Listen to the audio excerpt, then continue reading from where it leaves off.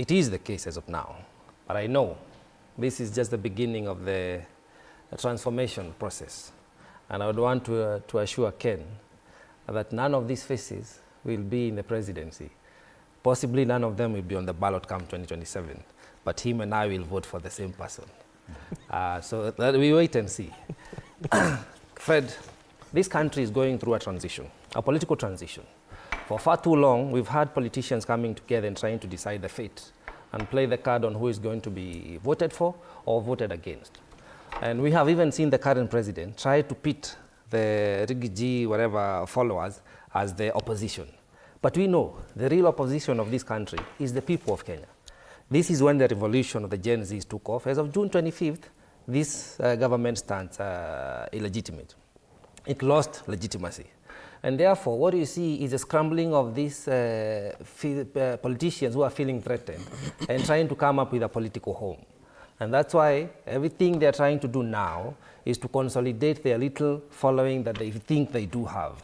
Unfortunately, we've seen their gameplay or their cards from afar. We have DAP, they are all part of either Azimio or Kenya Kwanza. None of them has successfully divorced the party. The coalition that they came into government or to opposition with. The senior council stands there and speaks of liberation, and yet he's still in Azimio. The same goes for DAP, he's still, and the same for Mother Karua, but she's attempting. It's a good effort. Surface level yesterday was good. But I look at these people and I wonder, even looking at yesterday's event, what are the key pillars of PLP? This is what Kenyan would have wanted to hear. When you say you want to unite and liberate a country, you need to offer an alternative, a different approach that if we do, for instance, give you a chance to lead this country, to lead the government and make the next regime. These are the key pillars we are looking at. I did not hear any of that. They turned the event into a Ruto must go campaign.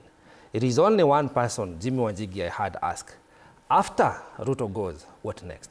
And that's the conversation we need to start having. But these people, they're just trying to fix and edge themselves in seats of power, denying the greater mass, which is the youth and the population, the actual opposition, a chance. But I know we're going to have a third force. So I'm not worried, I'm not concerned.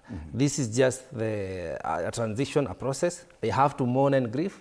We still see the jilted lover, the impeached former deputy president, throwing spat at the government. It is okay, expose the government, but what plan do we have for the people? I do not believe this team can lead us to the revolution that we want to see as a country.